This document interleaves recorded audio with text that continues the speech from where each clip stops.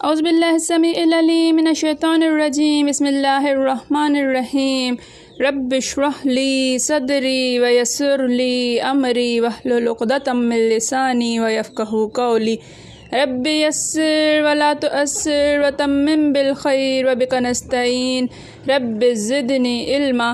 السلام علیکم ورحمۃ اللہ وبرکاتہ۔ الحمدللہ ہم سورہ بقرہ کا ترجمہ و تفسیر کر رہے ہیں۔ 244 آیات کا ترجمہ و تفسیر الحمدللہ ہم کر چکے ہیں۔ آج کا سبق آیت نمبر 245 سے دیکھیے۔ اعوذ باللہ من الشیطان الرجیم من ذا الذی یقرض اللہ قرضا حسنا فیضاعفہ لہ اضعافا کثیرہ۔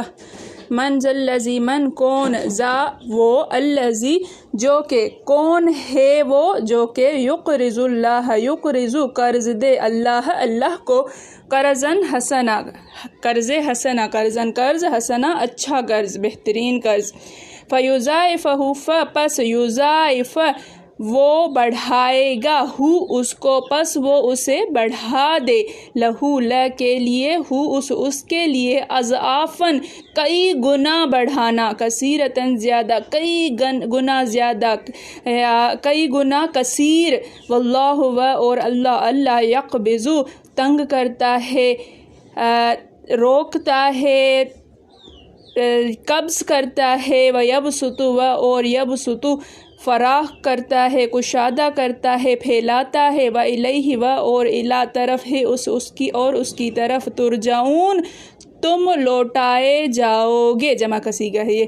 من ذا الذی یقرض اللہ قرضا حسنا، کون ہے وہ جو اللہ کو قرض دے، قرض حسنا اچھا قرض، کون ہے وہ جو اللہ کو اچھا قرض دے، فیضاعفہ لہ پس وہ اس کو بڑھا دے گا اس کے لیے، اضعافا کثیرہ بہت ہی کئی گنا زیادہ۔ واللہ یقبض ویبسط اور اللہ ہی تنگی کرتا ہے اور فراخی کرتا ہے، وإلیہ ترجعون اور اسی کی طرف تم لوٹائے جاؤ گے۔ کوئی ہے کہ اللہ کو قرض حسنا دے کہ وہ اس کے بدلے اس کو کئی حصے زیادہ دے گا، اور اللہ ہی روزی کو تنگ کرتا ہے اور وہی اسے کشادہ کرتا ہے اور تم اس کی طرف لوٹ کر جاؤ گے۔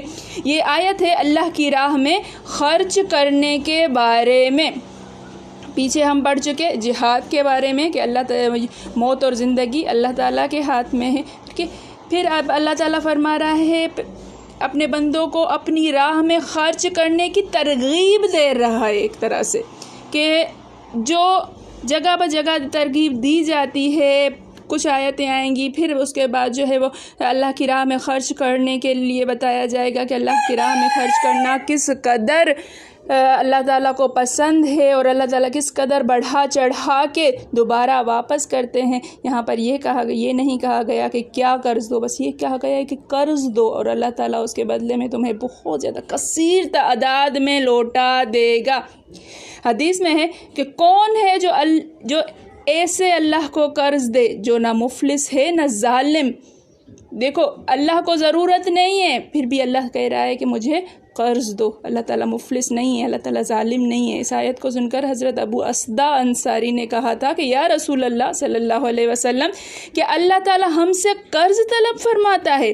آپ صلی اللہ علیہ وسلم نے فرمایا ہاں، فرمایا اپنا ہاتھ دیجئے۔ پھر ہاتھ میں ہاتھ لے کر کہا حضور صلی اللہ علیہ وسلم، میں اپنا باغ جس میں 6 کھجور کے درخت ہیں اللہ کو قرض دیا۔ میں صحابی اپنا باغ اسی وقت اللہ کی راہ میں دے دیتا ہے کہ یہ میں نے اللہ تعالیٰ کو قرض دیا، اور وہاں سے اٹھے سیدھے اپنے باغ میں آئے اور باہر ہی کھڑے رہ کر اپنی بیوی صاحبہ کو آواز دی کہ بچوں کو لے کر باہر آ جاؤ، اندر داخل نہیں ہوتے کہ اب یہ میرا باغ نہیں ہے۔ وہیں پر اللہ تعالیٰ کو قرض دے چکے ہیں، یعنی اپنا باغ جو ہے وہ حوالے کر چکے ہیں، اب اندر داخل ہو کر اپنی مالکی نہیں دکھا رہے ہیں۔ وہاں سے سیدھے اپنے باغ میں آئے، باہر ہی کھڑے رہ کر اپنی بیوی صاحبہ کو آواز دی کہ بچوں کو لے کر باہر آ جاؤ، میں نے یہ باغ اللہ کی راہ میں دے دیا ہے۔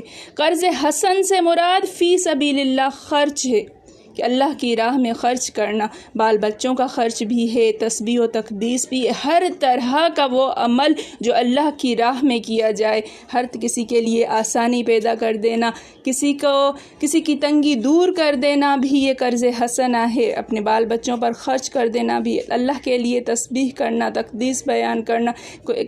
جب فضائل اعمال کے اندر کچھ تسبیحات کا یا کچھ جو ہے وہ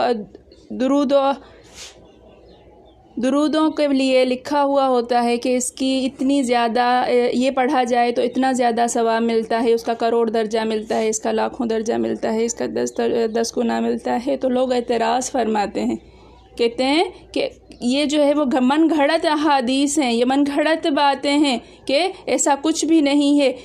دیکھیے کہ اللہ تعالیٰ خود فرما رہے ہیں اضعافاً کثیرا، پھر فرمایا کہ اللہ اسے دگنا چوگنا کر کے دے گا۔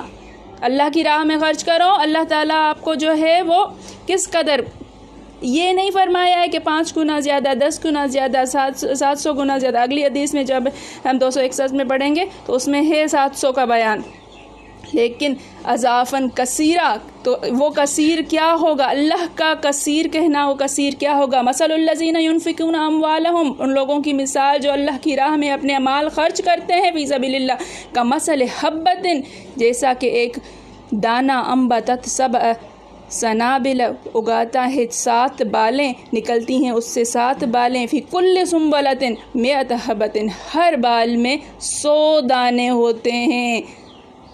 مطلب کتنے ہوئے؟ 100 بالوں میں 100 جو ہے وہ کونپلیں جو نکلتی ہیں، ہر کونپل میں 100 دانے ہوتے ہیں، تو ایک دانے کا اللہ کی راہ میں ایک دانے کا خرچ کرنے کے بدلے میں اللہ تعالیٰ 700 گنا دیتا ہے، اللہ جسے چاہے زیادہ دے، اللہ تعالیٰ جتنا بڑھا دے۔ دیکھو 700 کا تو وعدہ، اور پھر جتنا چاہے بڑھا دے۔ اس آیت کی تفسیر انشاءاللہ آئے گی، 261 آیت ان قریب ہم پڑھیں گے۔ حضرت ابو ہریرہ سے ابو عثمان نہدی پوچھتے ہیں، میں نے سنا ہے کہ آپ فرماتے ہیں کہ ایک ایک نیکی کا بدلہ 1 لاکھ نیکیوں کا ملتا ہے۔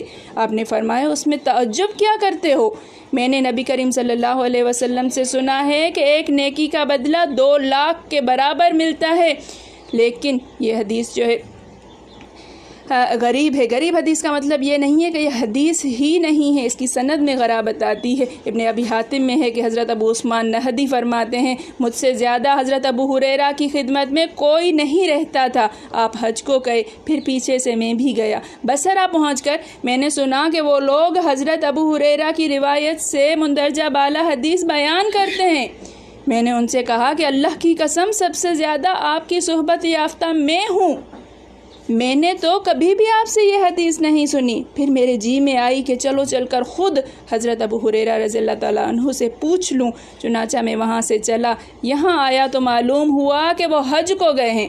میں صرف اس ایک حدیث کی خاطر مکہ کو چل کھڑا ہوا، وہاں آپ سے ملاقات ہوئی۔ میں نے کہا حضرت یہ بصرہ والے آپ سے کیسی روایت کرتے ہیں؟